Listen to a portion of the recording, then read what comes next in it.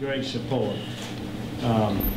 Last year we had about 550 entries. Our entries are still coming in, so it's a little too early to count just yet what we've got, but we're forecasting a strong, good show.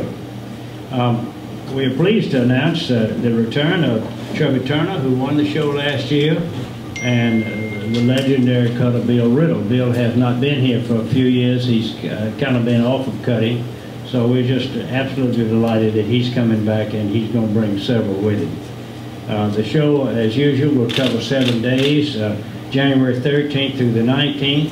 We'll begin this coming Sunday with the $50,000 amateur any age and the $35,000 non-pro any age. Many of the cutters who enter these events are local, so it's always a fun way to kick off. A local girl from Barnwell, South Carolina won it last year, so it's really good that we have so many locals.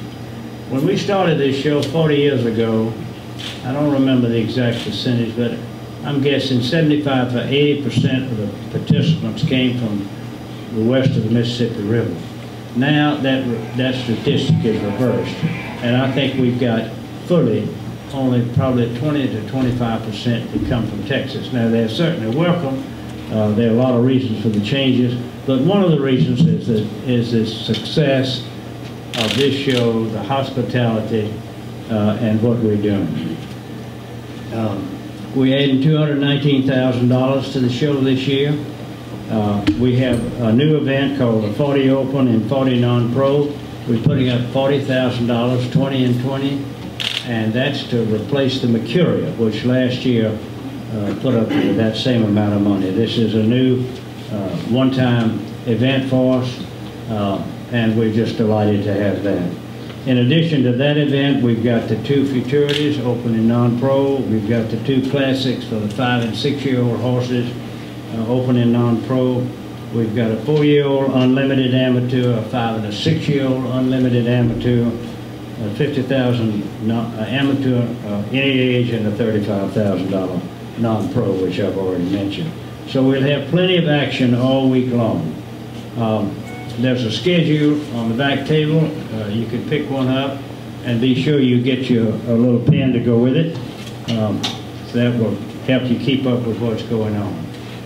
You know, as we sort of sit back and reflect for a minute or two, the importance of the Augusta Futurity to our city, our state, to the southeast part of this country can really not be overestimated. The economic impact over the last 39 years has been significant, both South Carolina and Georgia, and certainly to the city of Augusta. It's been very significant. We were just thinking a little earlier about the things that have come out of this show, and let me give you, because of the success of this show and the way we ran it, people came and looked and copied and supported us. The National Barrel Horse Association, which is the largest barrel horse racing show in the world. And at Perry, Georgia, people say, well, this show is only about Augusta. No, it's not only about Augusta. It has brought to Perry, Georgia, the largest youth show, horse show, barrel horse show, of anywhere in the world. And they come to Georgia with their families, with their friends, with their horses, and they stay over there 2 weeks. It's a huge show. Perry's got an arena and a set of barns and everything you need to have a show like that. That was brought to the state of Georgia by this show here, and it came out of this. The Hippodrome over here in North Augusta, you've all been over there, that was built because of this show. The National Collegiate Golf Association, which uses those grounds over there, again, came out of this show. The Augusta Sports Council came out of this show. Ron is a new executive director of that, and it came out of this show. We needed a sports council. And a lot of local cutters, people in the southeastern region who never knew what a cutting horse was, have now got them, have now competed, have brought them from Texas over here. So this show for 40 years has been a tremendous economic, entertainment, and event show that has helped us in many, many ways. So I just thought y'all would like to hear that. We brought competitors and visitors from everywhere. Last year we had 23 states. We had Italy and Canada were here. We have other competitors that have come from everywhere. But the main reason, there are two main reasons why we've been so successful. One is the Champions Club, which many of you are members of. That has given us a financial base which has helped us tremendously. The other reason is the hospitality of the people who live in Augusta and who live in this part of South Carolina, who have made these people feel good about coming over here. You know, there's usually only one real happy person after the show's over, and that's the person that wins the show when he gets in his truck and goes back to Texas or wherever. But because of the way we treat people, it has had a tremendous effect, a positive effect on this show and the success of it.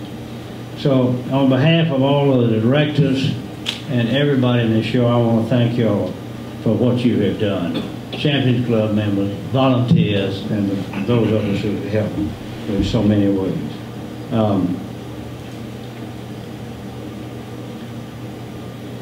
I mentioned the Champions Club, the Patrons Club, corporate sponsor, local tickets, and we have over 100 volunteers that help make this thing go.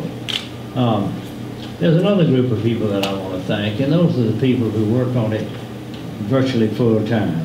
A loyal and extremely hard-working show staff. Sherry Fulmer is the head of it and has done it for years. Sherry, I tip my hat to you and congratulate you for what you've done. Lowell Dawn is the competitor chairman and director. Lynn Carter, Rick Hardy, Renee Jenkins, Don Rhodes, Meredith Holliday, Paul Caputo, and Pete May. Pete is back with us. He's retired from the full-time, but he's never lost his love or his interest in this show. And you see the pictures that he put together last night, just from some pictures that he had. This year, we're widening the arena. We had the smallest arena in all the cutting horse shows in the country. 85 feet plus or minus. Lowell and I have a little different. I thought it was 89. He tells me it's 85 or whatever. But we are putting that first batch of seats back. So it's going to look a little bit different to you. The cutters like it better because they've got a little more to work with. What have we got, 110 feet now? 108. 108 feet. So the Fort Worth Arena is 150. I measured it with a laser, so. Okay.